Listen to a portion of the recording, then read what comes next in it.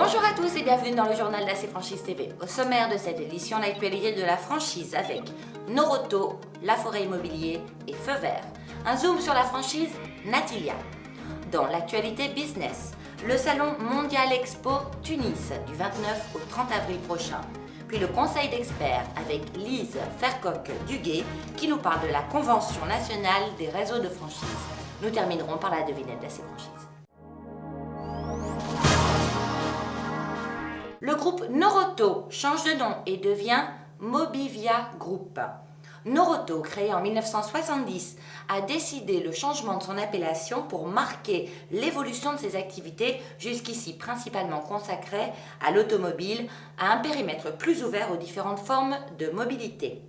Le groupe Mobivia détient aujourd'hui 6 enseignes qui, elles, conservent leur dénomination Noroto, Maxauto, Auto5, le réseau d'entretien rapide Midas, mais aussi Carter Cash et Synchrodiffusion. Selon le site capital.fr, 4 membres de la direction du réseau La Forêt Immobilier, dont les 2 coprésidents fondateurs, auraient été suspendus de leurs fonctions directoriales vendredi 26 mars. Ils restent salariés du groupe en attendant de savoir s'ils seront réintégrés, reclassés ou licenciés. La décision de mise à pied résulterait d'un climat de tension grandissant depuis un an au sein du groupe, de la perte d'une centaine de franchisés et d'un chiffre d'affaires en baisse de 20%. Le spécialiste de l'entretien automobile Feu Vert attaque Renault pour publicité mensongère. En effet, Renault a diffusé des spots publicitaires dont les personnages principaux sont 2 mécaniciens d'un centre auto totalement incompétents. Feu Vert et ses 140 franchisés ont déposé fin mars une assignation avec demande de dommages et intérêts.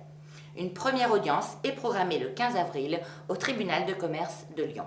Natilia, la franchise de maison Ossature-Bois, est la propriété de AST Group, spécialiste de construction de maisons individuelles depuis 1993 et société cotée en bourse, qui vient d'ailleurs de publier ses résultats annuels 2009, confirmant une forte progression des résultats et des perspectives confirmées de vente au premier trimestre 2010 à plus 33%. Avec la mise en place des nouvelles réglementations thermiques, la maison Ossature-Bois devient une réalité pour tous. Natilia offre de sérieux avantages concurrentiels.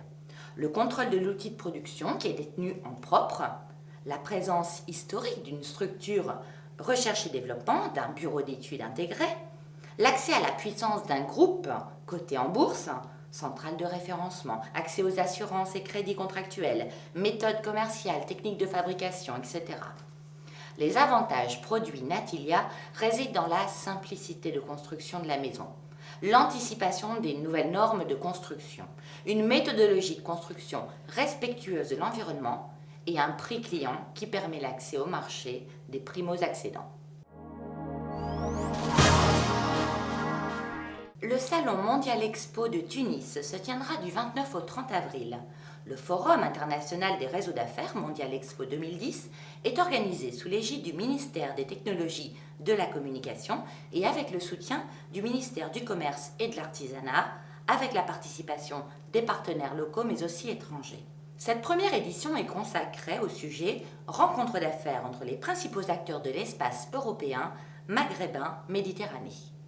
AC Franchise participe au salon, et notamment avec 2 conférences qui sont organisées par Jean Sampère lui-même. Sur les thèmes « La franchise, comment ça marche ?», mais aussi « Opportunités et précautions pour réussir en franchise en Tunisie ». Place au conseil d'experts avec Lise Fercoq-Duguet qui nous parle de la Convention nationale des réseaux de franchise. Alors la Convention nationale, c'est vraiment le temps fort, on va dire, de l'enseigne. Bien entendu, ça fait partie des outils de communication interne et il est vraiment important que cette Convention nationale soit préparée minutieusement puisque c'est le moment où l'ensemble des personnes du réseau, donc que ce soit les personnels de la tête de réseau, mais surtout tous les franchisés, se réunissent et se retrouvent une fois généralement dans l'année.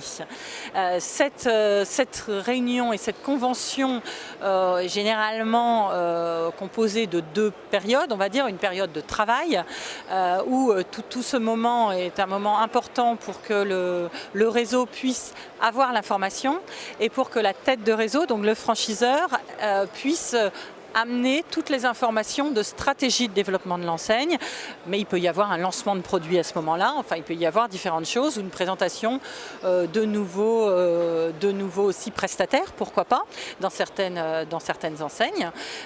Et donc ça c'est tout ce moment de travail, et il y a à côté de cela un moment de détente, un ou des moments de détente qui sont très très importants, puisque ça permet aux franchisés de pouvoir discuter entre eux et de pouvoir être à l'aise et d'être dans un moment totalement de convivialité. Le but de ces conventions est bien entendu, outre la présentation de toute la stratégie, de développer et de renforcer le sentiment d'appartenance à l'enseigne pour tous les franchisés. C'est vraiment le but premier, puisque c'est une opération d'incentive en fait. La semaine dernière, nous vous demandions de nous indiquer ce qu'était le droit d'entrée. Le droit d'entrée, ou redevance initiale forfaitaire, est le montant à payer pour entrer dans un réseau de franchise en tant que franchisé. Son montant est très variable et couvre des frais tout à fait divers. Pour plus d'informations, rendez-vous sur acfranchise.com. Cette semaine, citez 3 franchises dédiées aux enfants. La réponse dans notre prochaine édition. Merci de votre attention et à la semaine prochaine pour de nouvelles actualités sur AC Franchise TV.